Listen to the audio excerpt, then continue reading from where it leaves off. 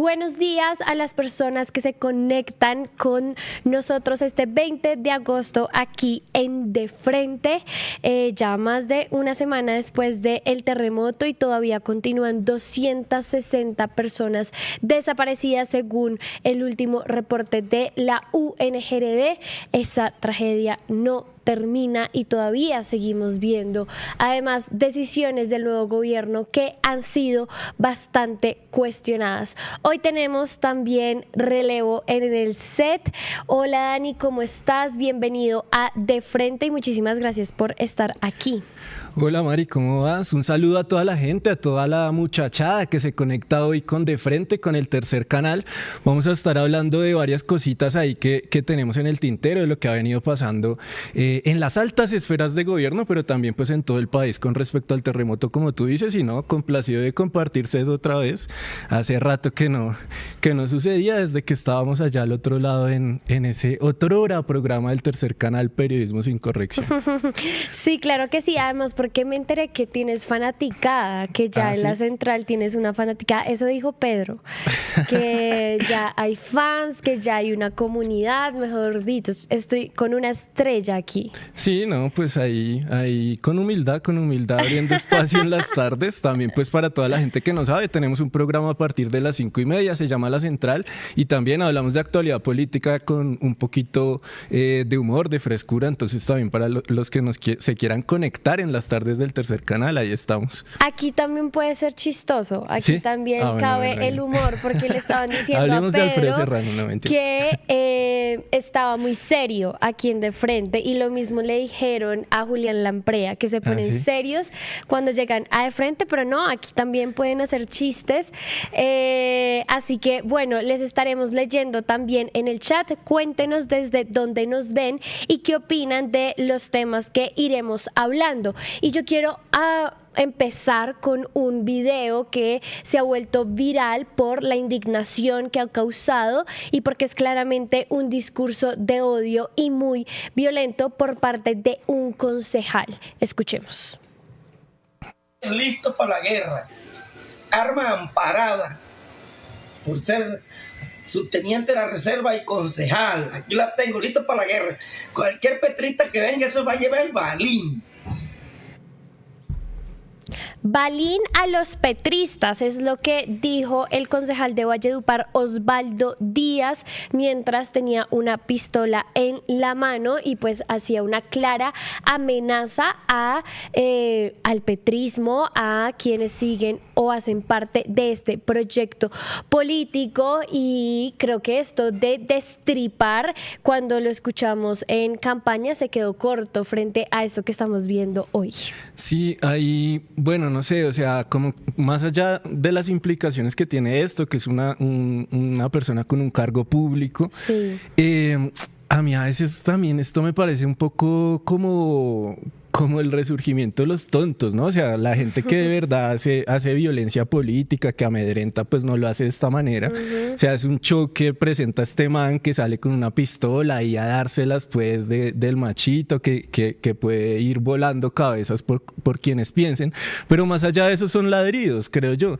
Y es un poco lo que pasa, no sé, ¿tú qué opinas? Como ahorita en la era digital, y en la era digital, pues ¿qué pasa? Que uno con los algoritmos, básicamente lo que hacen los algoritmos es validar los gustos de uno. Uno piensa de una manera, le salen reels, videos de cierta manera de lo que uno piensa ideológicamente, y todo el tiempo está recibiendo validación, sí, así es, y pues se crea uno un video en la cabeza de que la vida es así y pues comete este tipo de tonterías. Pero yo sí creo que es un poco como pues bueno, sí, es duro, es algo que hay que denunciar, pero pues tampoco me parece pues que debamos pues trascenderlo, ¿no? Es darle pantalla a gente que está envalentonada ahorita con el triunfo de la estrella y con los algoritmos digitales.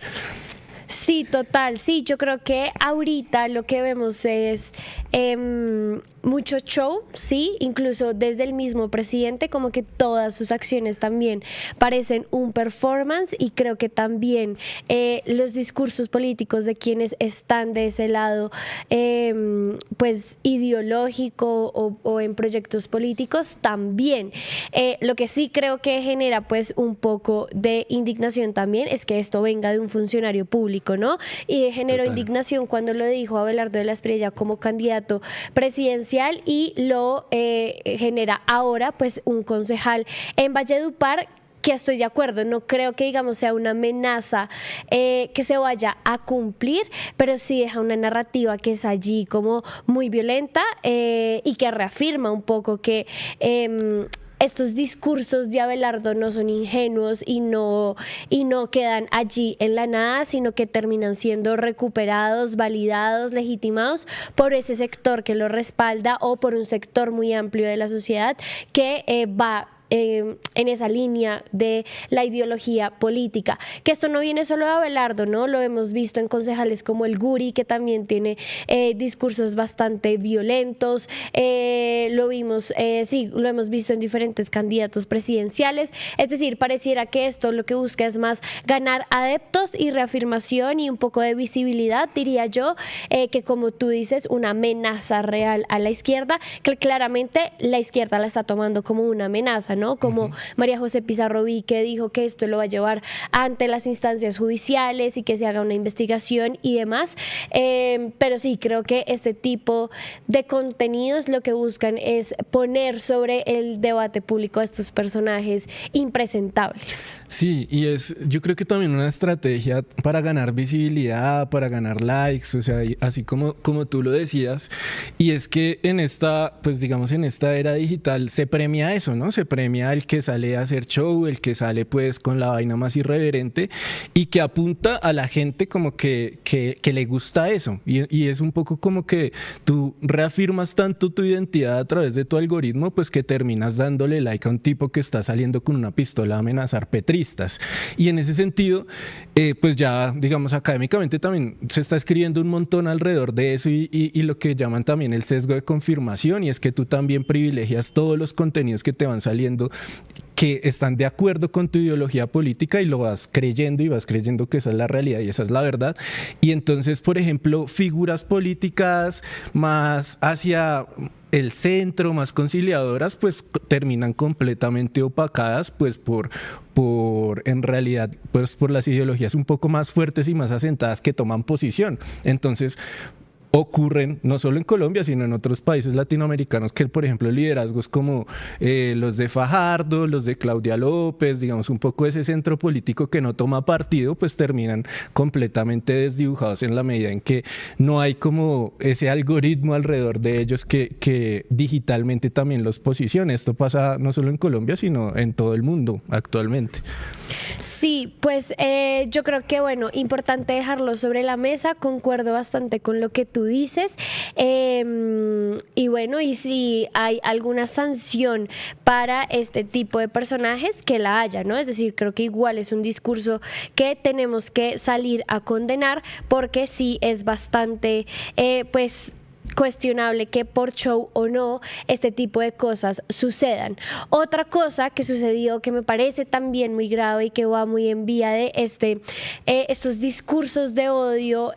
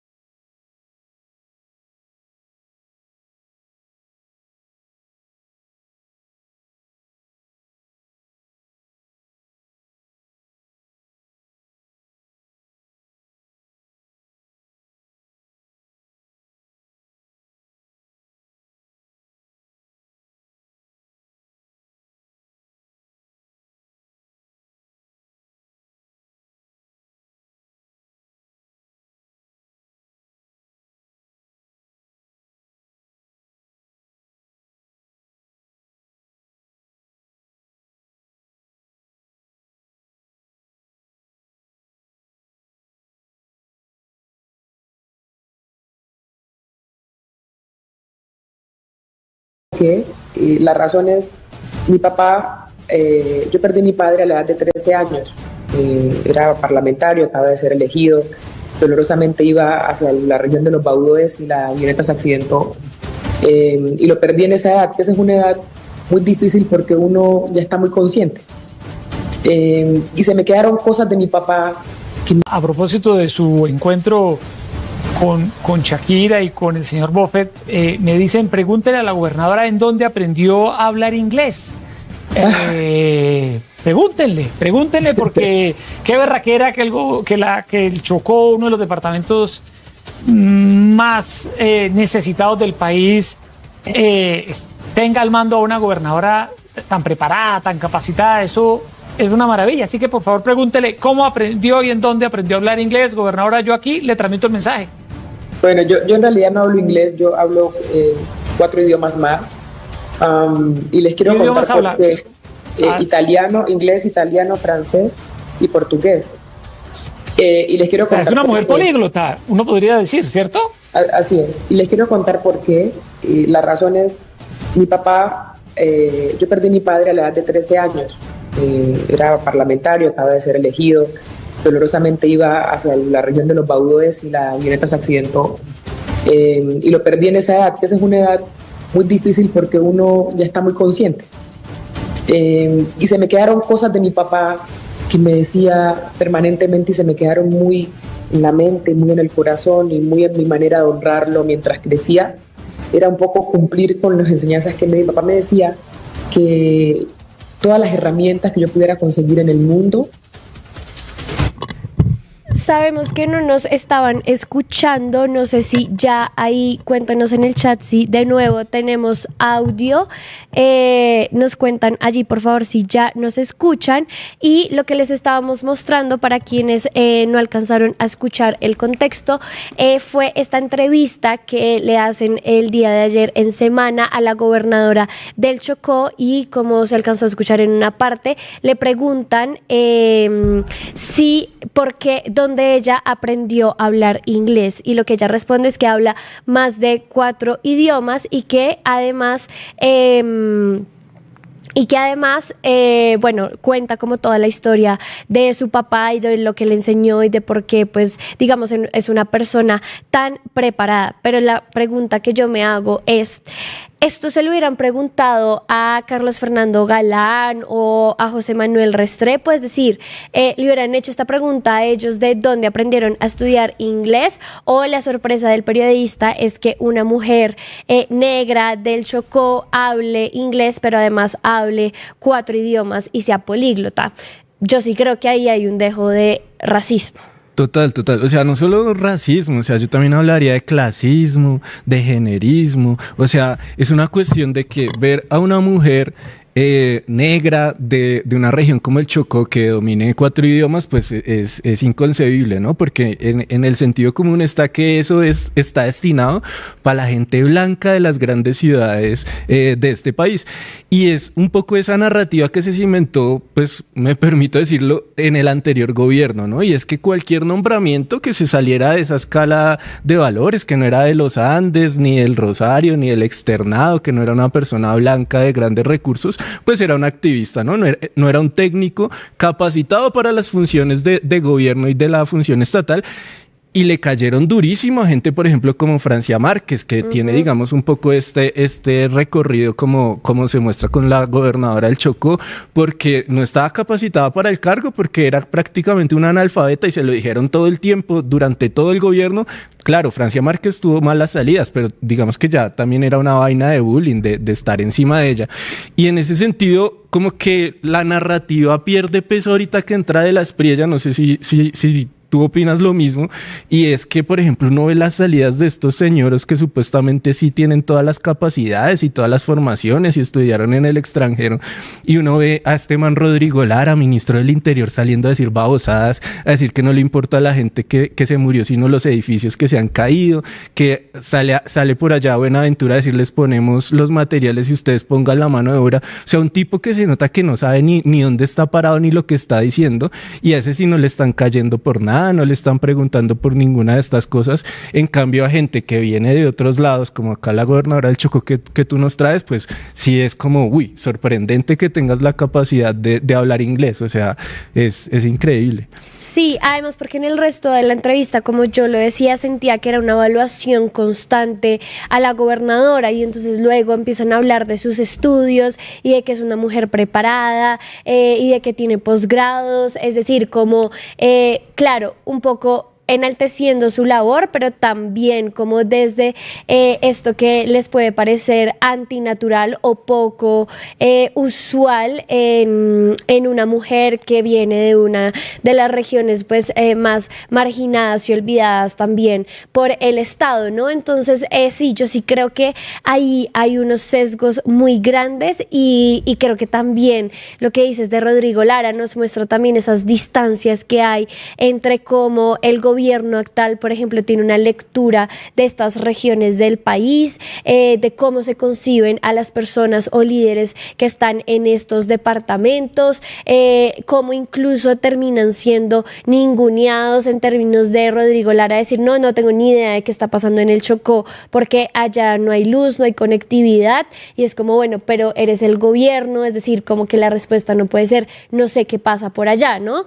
Entonces sí, creo que me parece que esto nos habla también de una desconexión muy grande con estos territorios y como si solo se le pudiera reconocer competencias o como si solo fueran normal estas competencias en personas blancas, privilegiadas y demás, y las personas de, por ejemplo, del Chocó, todo el tiempo tuvieran que estar mostrando que son competentes, por ejemplo, para esos cargos, y cuando lo son, entonces hay como este factor sorpresa y un poco esta exotización de estos conocimientos y estos saberes, ¿no? Sí, y pasa mucho como que se cree que es que el que tiene que planear, el que tiene que gobernar, tiene que ser justamente de esta extracción social, pero además que no tenga calle. Y entonces hay un ejemplo o sea, yo soy politólogo, hay un ejemplo muy sabido, digamos, en este gremio, y es el Departamento Nacional de Planeación, ¿sí? Que es el que planea la política pública del gobierno nacional, del gobierno central. Y es que se supone que en el Departamento Nacional de Planeación solo pueden haber técnicos, y hubo una época en la que el Departamento Nacional de Planeación estaba lleno de gente que estudiaba en Inglaterra, era gente, primero, claramente privilegiada, que había estudiado en las mejores universidades del país, que se había ido del país a estudiar en otro lado y que había regresado a planear Colombia, pero no conocen Colombia. O sea, a Colombia la conocen es por Exceles, por datos, por informes, pero nunca se la recorrieron. Entonces, ese es el tecnócrata preferido de la derecha en Colombia. Es el tecnócrata que se va a estudiar a otro país, en inglés, por supuesto, y que vuelve a decir cómo es que tiene que ser la vuelta, pero que no tiene ningún tipo de recorrido en calle, que no se conoce el país, que viene es justamente de los centros urbanos de Colombia y pues que no conoce como la realidad del día a día de la gente. Sí, yo creo que eso también podría explicar esas respuestas a la emergencia, pues que son muy distantes del territorio en el que se están dando. Entonces, bueno, lo de los balones, que es como este performance de Abelardo de las Priella, pero también que la solución para el tema de la afectación a sedes educativas y a los niños y a las infancias que no pueden estar en los colegios, sea la virtualidad, sea entregar tablets, cuando incluso Pedro mencionaba, esa es como la fórmula que suelen aplicar un montón y que han replicado gobierno tras gobierno, y es como falta de educación igual virtualidad, perfectos, resuelto, y es como estamos hablando de un territorio en donde muchos niños pues y niñas no tienen acceso a una conexión estable, o donde no hay señal, o donde los problemas de luz son constantes, y es decir, creo que es una de esas soluciones que queda desconectada de la realidad en la que estamos viviendo. De acuerdo, hay dos cositas. La primera es que ese tema de los balones me parece espectacular, porque es como que en el Pacífico colombiano solo sirven para jugar fútbol, ¿no? Entonces hay un terremoto, les llevamos balones. Sí. Sale Peñalosa vamos a hacer campaña presidencial, no, es que lo que toca es hacer canchas sintéticas en el Pacífico, entonces la gente del Pacífico no tiene la capacidad de formarse, no tiene la capacidad de estudiar en otro lado, no tiene la capacidad de salir adelante por otros medios, sino solo a través del fútbol. Eso me parece increíble, digamos, pura mentalidad centralista, como lo decíamos. Y por otro lado, lo de la conectividad, lo de la luz, etcétera. Por ejemplo, es que solo más o menos el 40% del territorio colombiano tiene luz las 24 horas. O sea, es que vivimos en realidad como en dos países, de verdad. O sea, hay un país que tiene conectividad, que tiene luz, que tiene agua, que tiene acueducto, que sale a la calle y pues bien, pero pues hay otro país donde de verdad las jornadas sin luz son larguísimas. O sea, una de las principales tareas que debe tener cualquier gobierno es que por lo menos los servicios básicos se lleven a todo el territorio nacional, y eso en Colombia no pasa. O sea, en Colombia más de la mitad del país tiene cortes de luz todos los días. O sea, entonces acá hablar de tablets, de virtualidad, de pues educación a distancia en algunas regiones es absurdo. Ayúdanos a seguir con nuestra labor periodística a través de nuestro NECI 310-779-3518. Lo hiciste artísticamente y lo hiciste con las víctimas, que eso es un mensaje a dar. Caminamos juntos, todos con el progresismo por las calles defendiendo el plebiscito por el sí. ¿Cuál es la capacidad de generación de vivienda? ¿Los subsidios para quién son? Diciendo que le vamos a quitar los privilegios a los políticos. La política no descansó este fin de semana con estos personajes señalados por corrupción. Sí, señora, sí, señores. Llega la central. Este espacio semanal que hemos concebido para reflexionar sobre asuntos coyunturales. Allí vivía la familia de Pablo Escobar Gaviria.